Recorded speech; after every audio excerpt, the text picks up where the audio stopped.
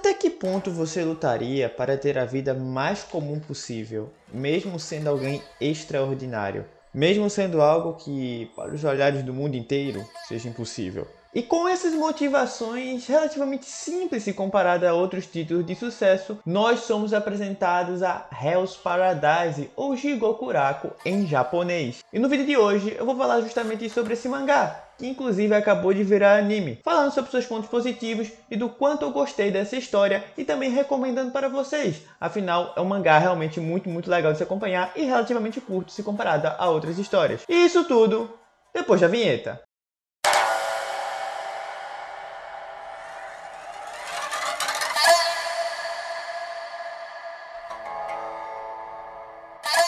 Salve, salve seus nerds da internet, tudo de boa com vocês? Quem falou com vocês é o Cabs e no vídeo de hoje eu vou estar trazendo aqui pra vocês um mangá que eu acabei de ler recentemente e eu disse assim, poxa, eu acho que é legal eu falar sobre esse mangá porque é algo simplesmente que é incrível, um mangá que assim não é a melhor coisa do mundo, mas é algo que dentre muita mediocridade que a gente lê por aí, né? Ainda mais eu que gosto dessa história clichê, é aquela coisa que salta aos olhares. E é claro que eu estou falando dele de Hell's Paradise, conhecido também como Jigokuraku, que como eu disse, acabou de ganhar no anime produzido pelo estúdio Mappa. Meu Deus, os trabalhadores da Mappa assim estão morrendo agora recentemente, né? E bom, como é que vai funcionar esse vídeo, né? Se você não viu meu último vídeo que eu fiz falando sobre uma obra específica, que no caso foi o que eu fiz foi sobre aquele vídeo sobre Junji Ito, que eu falei sobre o Enigma da Fênix de Amigara, eu vou falar somente sobre a história do que acontece no volume 1, que é basicamente aquele momento que você tem que parar para ver se aquela obra vai realmente lhe pegar ou não. Então eu vou me ater aos spoilers somente até o capítulo 6 do mangá, que é onde acaba o primeiro volume. Mas antes de tudo, né, temos aquela coisa muito importante aqui, aquele ritual aqui do início, que é, já vai deixando seu like, se inscreve no canal, ativa o sininho, vídeos aí novos toda semana aí, tô tentando postar aí com a frequência maior do que antes. O meu último vídeo, assim, não, o meu último de lista não foi tão bom assim, mas o meu penúltimo vídeo foi muito bom, fiquei muito feliz que o vídeo conseguiu pegar até bastante visualização para o que tava pegando antes. Fiquei muito feliz mesmo e também pela quantidade de likes que tinha lá, por como vocês interagiram também lá. Eu fiquei realmente feliz porque, como eu disse, o canal tá no seu início e aquilo ali realmente me empolga a criar novos vídeos. Então, valeu mesmo. Mas chega de enrolação e vamos logo falar sobre Hell's Paradise, Jigokuraku, esse mangá que tem tudo para ser, o anime também tem tudo para ser uma das melhores coisas lançadas esse ano.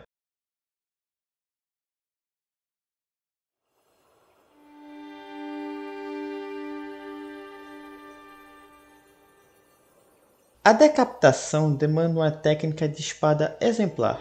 O pescoço humano, com vértebras e espessas camadas de músculos e tendões, não é algo fácil de ser cortado.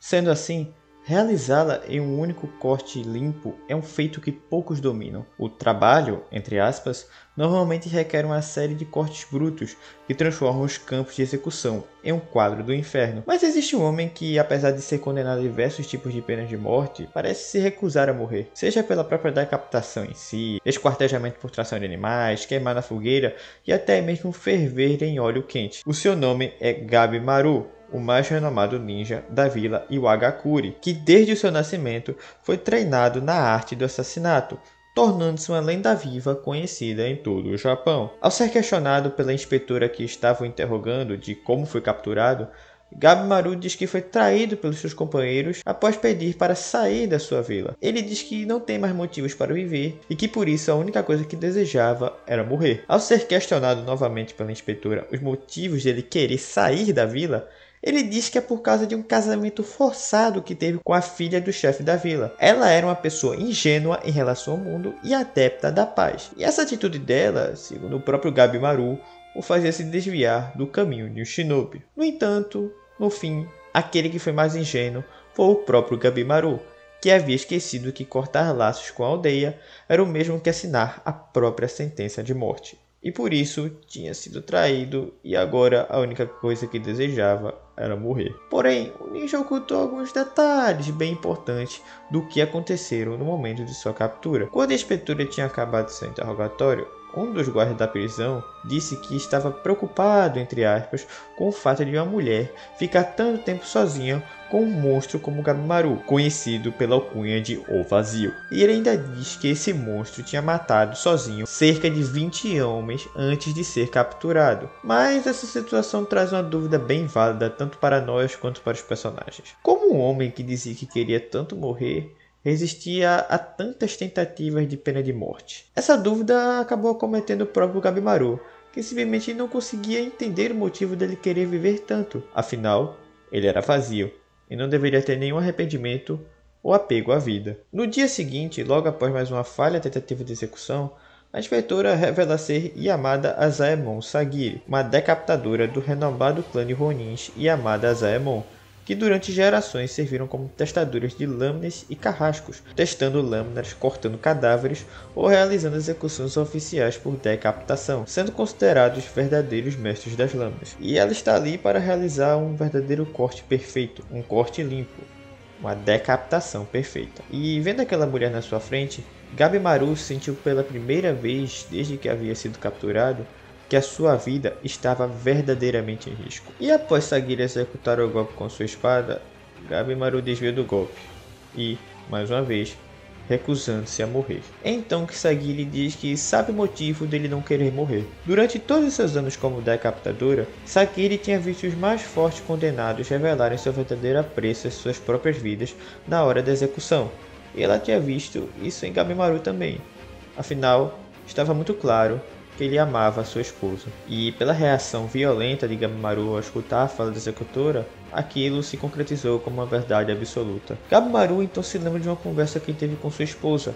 Ela disse para ele que ele não era mais o homem que um dia foi, e que existia bondade dentro dele, e que ele era a única pessoa que conseguia olhar no rosto deformado dela. Assim, vou até dizer que não é rosto deformado, né? Assim, é uma coisa assim triste, né? Você tem uma cicatriz aí que foi causada pelo seu pai, mas dizer que teu rosto está deformado e que as pessoas, meu Deus, as pessoas não vão conseguir me ver. Aí já é um exagero, né, minha filha? Mas tudo bem, vamos seguir só o baile. Com isso, Gabimaru passou a desejar uma vida normal junto com sua esposa, e foi por isso que pediu para sair da aldeia para o chefe. Mas aquele que revelou ser o mais ingênuo de todos era o próprio ninja. E ao ser traído por sua vila, ele colocou na sua cabeça que era impossível ter uma vida como ele queria com a sua esposa. Mas então Sagiri diz que existe sim uma chance disso acontecer para ele, surpreendendo a todos os presentes, a nós leitores e ao próprio Gabimaru. Nos mares do sudoeste, muito além do reino Ryukyu, eles descobriram um lugar mágico, onde as antigas lendas sempre o referenciavam. E lá, nessas terras distantes, jazia a lenda do fantástico elixir da vida eterna, um tesouro de valor tão inimaginável que reis e imperadores de toda a região dedicaram suas vidas inteiras para procurá-lo, mas falhando sucessivamente. Com isso, o ator Shogunato também não ficaria para trás, e por isso ele enviou várias missões para explorar o local recém-descoberto, em busca do elixir da vida que, segundo essas mesmas lendas antigas, estava presente nesse paraíso na Terra. No entanto, somente um dos incontáveis barcos retornou, e dentro dele, os restos de um dos homens que foi para a ilha, que estava com o corpo completamente transformado em flores. Sagiri então diz que está ali em busca de um homem poderoso e que tenha uma força de viver tremenda, pois só uma pessoa assim poderia ir nessa missão e achar o elixir da vida. E então ela pergunta novamente: você é apegado à sua vida com sua esposa, Gabimaru, ou vazio? Então Gabimaru revela suas técnicas ninjas mais avançadas, invocando chamas azuis e derrotando todos os soldados que tentaram matá-lo ali mesmo de uma só vez. Ele então aceita a oferta da decapitadora, indo para essa viagem desconhecida e suicida, com o intuito de sobreviver a tudo aquilo e voltar para casa, tudo pela sua esposa. Após ser levado para um local onde vários outros condenados à morte estavam, levados até ali por vários outros membros do clã Yamada Zemon, os homens do Shogun que lá estavam também explicam sobre o objetivo e em que condições aqueles criminosos iriam para a ilha. Eles mostram o único homem que voltou, que tinha o corpo completamente transformado em flores. Vários criminosos contestam aquela missão, dizendo que nem sabiam se o tal elixir da vida estaria realmente presente naquela ilha. Um dos criminosos até tenta desistir, porém é rapidamente decapitado por um dos Azaemons ali presente. A sentença de morte deles já estava decidida, e caso eles desistissem, seriam mortos ali mesmo. Além disso, eles iriam para a ilha acompanhados por um membro do clã Zaemon cada um, e ainda iriam com as mãos amarradas, e teriam que voltar com seus acompanhantes com vida, senão seriam mortos na mesma hora. Então, de repente, o Shogun decreta que não tem lugares o suficiente no barco, e que aqueles criminosos deveriam se matar para garantir o seu espaço. Na verdade, tinha espaço suficiente no barco, porém o Shogun só queria assistir um banho de sangue gratuito ali. Durante essa carnificina, visto que os criminosos estavam somente com mãos nuas e matando uns aos outros, Gabimaru se recusa a lutar. Então, é dada uma ordem para os demais criminosos que, caso matassem um ninja, eles teriam um lugar garantido no barco. Assim, Gabimaru se vê obrigado a matar, mesmo não tendo vontade, pois não queria morrer ali. Então, ele destrói os criminosos que lhe atacam, uma brutalidade sem tamanho, e matando todos eles com mãos nuas, e até na base da dentada, é uma coisa bem gore assim, por sinal. Então, no fim dessa carnificina, apenas 10 criminosos sobrevivem, sendo um deles o próprio Gabimaru. Com isso, os criminosos são mandados para a ilha. Gabimaru vai acompanhado com Sagiri, que se mantém extremamente rígida em relação às regras estabelecidas pelo shogunato para com os criminosos. Eles até começam uma pequena discussão sobre o uso das amarras das mãos, porém são interrompidos quando um dos criminosos chega ali e ataca Gabimaru. Os dois Azaemons que estavam ali decidem não interferir na luta, pois não tinha nenhuma regra que dizia que dois criminosos não poderiam se enfrentar. E mesmo tendo uma diferença de tamanho gigantesca entre Gabimaru e o outro criminoso, o ninja o consegue vencer sem nenhuma dificuldade. Kisho, o Azaemon que estava com o criminoso morto por Gabimaru, diz que não sente nada em relação àquilo. Na verdade, ele estava bem feliz por estar saindo da ilha tão cedo. Ele ainda diz que antes mesmo do desembarque na ilha, os outros criminosos já haviam começado a se matar. Vários criminosos já tinham morrido e alguns já estavam entrando em confronto até com os próprios Azaemons. E, claro, Gabimaru e Sagiri rapidamente acabaram entrando em confronto também. Afinal, Gabimaru não poderia perder tempo naquela ilha depois do aviso do Azaemon. No entanto, ambos se encontraram hesitantes em desferir o último golpe no oponente, pois estavam sendo afetados pelas suas emoções. No fim, Gabimaru consegue se sobrepor.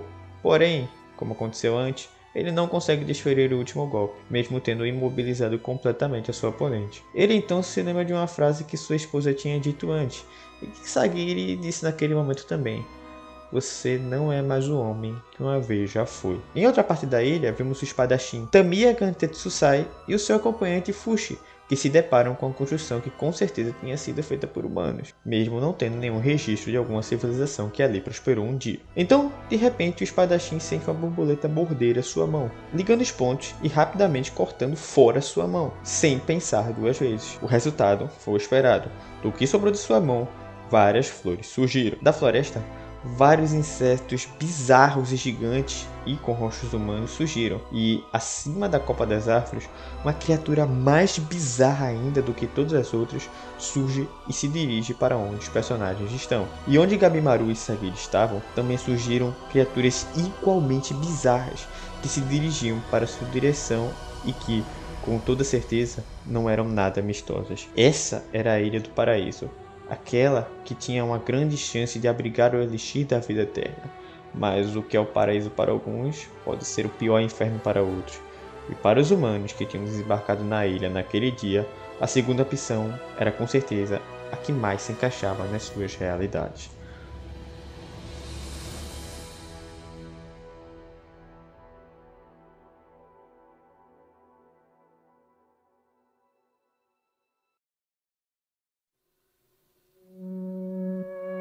E bom, dito isso, esse aqui é o resumo do volume 1 de Hell's Paradise, Jigokuraku. Assim, eu fiz um resumo gigante aqui, assim, tem muita coisa que eu até acho bastante importante para a trama, que a trama geral, no sentido geral, que eu não coloquei aqui. Aí você pode se perguntar: pô, mas você fez isso aí e não colocou, por que você não colocou? Bom, porque eu quero o seguinte: o anime está lançando. No atual momento que eu estou gravando esse vídeo, provavelmente quando esse vídeo sair, só vai ter lançado o episódio 1 desse anime. E assim, eu estou falando essas coisas, omitindo vários detalhes importantes, porque eu quero que você aí, se você se interessou, quando for ver o anime, você percebe que diga assim: poxa, o Cabas não falou disso aqui, poxa, o Cabas não falou disso aqui, poxa, eu não sabia disso aqui, olha aqui essa coisa legal. Então, eu tô dizendo aqui pra vocês, eu falei um resumo muito por cima aqui, pra você ver coisa pra caramba. Nos primeiros capítulos, normalmente, tem muita informação pra gente digerir. Então, assim, eu tive realmente que fazer esse resumo, porque senão o vídeo seria bem grandinho, muito maior do que tá aqui agora. Bom, mas falando sobre essa história em si, Hell's Paradise me chamou a atenção, principalmente pelo fato do objetivo e motivações, não só do protagonista e também da Sagiri, que assim cumpre em vários momentos o papel de uma segunda protagonista até na história. O objetivo deles não ser algo assim tão grandioso como tinha no Three Big Shonen, né, que é o One Piece, Naruto e Bleach, aqueles objetivos assim, meu Deus, eu quero salvar o mundo, ou sei lá, eu quero me tornar o Rei de Piratas, Hokage. E aqui são objetivos que são muito mais mundanos, como por exemplo, o Gabimaru, ele quer ter uma vida normal com a sua esposa. Cara, isso assim, isso é incrível, assim, no fato de que faz a gente ter mais empatia com essa pessoa, porque com esse personagem, porque assim, a gente também deseja, às vezes, a gente tá passando por grandes dificuldades na vida, a gente só diz assim, poxa, eu só queria ter uma vida normal, poxa, eu não queria estar passando por essas dificuldades, eu só queria viver feliz com as pessoas que eu amo. Então assim, são coisas interessantes. As motivações dos personagens de estarem ali também, a maioria são bem fúteis, assim, se comparado a fúteis, mas que a gente entende. Fúteis para histórias grandes como essa. Então, assim, às vezes os caras só estão ali, por que você tá aqui? Não, porque eu fui obrigado. Assim, porque eu fui preso e fui obrigado a vir pra cá. Tipo, eles são criminosos, eles falam isso. E a história trata muito desses temas, assim, de personagens que eles são criminosos, ou que personagens que têm um passado muito sombrio, que passaram por muitas dificuldades, ou que fizeram muitas coisas terríveis, que é o fato de que eles podem se redimir. E isso ressoa muito com a gente também, porque assim, a maioria das pessoas não são criminosas, né? Mas que a gente já passou por momentos difíceis na nossa vida, nós já fizemos coisas erradas que nós nos arrependemos. Então assim, sempre tem tempo para o perdão. E não o perdão de outras pessoas, mas sim você se perdoar a si mesmo. Dizer assim, poxa, eu estou tentando ser uma pessoa diferente. Fiz muitas coisas terríveis no passado, mas que agora eu tenho assim um novo objetivo de vida que destoa do que eu fiz anteriormente. E isso assim se vai para a maioria dos personagens, vai para a maioria dos antagonistas, e o que torna essa história muito interessante, muito boa. Não é aquela história de coisa maravilhosa, tudo mais. Ela segue muito mais no naipe, por exemplo, de Chainsaw Man, que o Chainsaw Man também, né, o personagem do Denji lá tem tanto é que isso até virou meme, né, que os objetivos deles é tipo assim, ficar com a menina, comer um pão com geleia, sabe, assim, ter coisas que são muito mais mundanas. E aqui em Hell's Paradise não é tão zoeiro assim, né, como em Chainsaw Man, mas é uma coisa que assim faz a gente se afeiçoar aos personagens. E outra que assim dizendo, a porradaria é muito legal, assim, os poderes, o poder na verdade eu achei bem assim, também, sabe? Os personagens são muito legais, eles são muito únicos, eles têm aparência muito interessante e é muito uma história com uma vibe assim parecida com, por exemplo, Jujutsu Kaisen, e também um pouco de Demon Slayer, só que um pouco mais sério. E falando também que essa história, ela não se importa com violência, tem momentos muito violentos, principalmente mais lá pro final, de coisa assim bem gráfica mesmo, de mostrar mesmo os personagens morrendo, os detalhes assim dos personagens sofrendo, e também a coisa mais de 18 aí, a fritação de bife máxima que tem sim nessa história. Então assim, e ele não vai se preocupar também com questões como nudez e outras coisas assim. Então eu recomendo para você não colocar o anime, né? Não sei, provavelmente o anime vai ser censurado, que é uma pena. O gore também eu acho que vai ser censurado do anime. Mas que é uma coisa assim que eu digo, não coloca na TV da sala da família no domingo, tá ligado? Quando tiver almoço de família, não coloque na TV da sala, porque ela tem essas cenas que realmente até eu fiquei falando assim, poxa, isso aqui é uma obra da Shonen Jump, tá ligado? Porque Jigoguraku, ela foi lançada na Shonen Jump Plus, né? Que é o serviço online de revistas da Shonen Jump, da Shueisha. E lá é lançado, por exemplo, coisas como Spy Family lançado por lá, Chainsaw Man tá lançando por lá agora.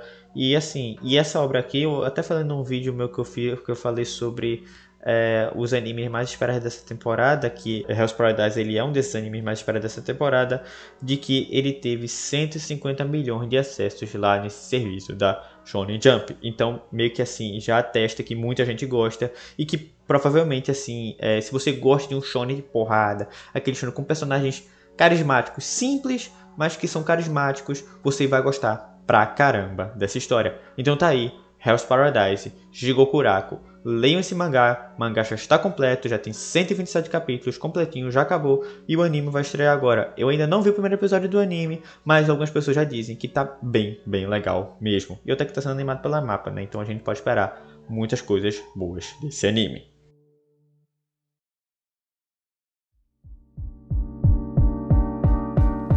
Então é isso, pessoal, espero que vocês tenham gostado do vídeo. Se gostou, deixa o like aí, se inscreve no canal, ativa o sininho.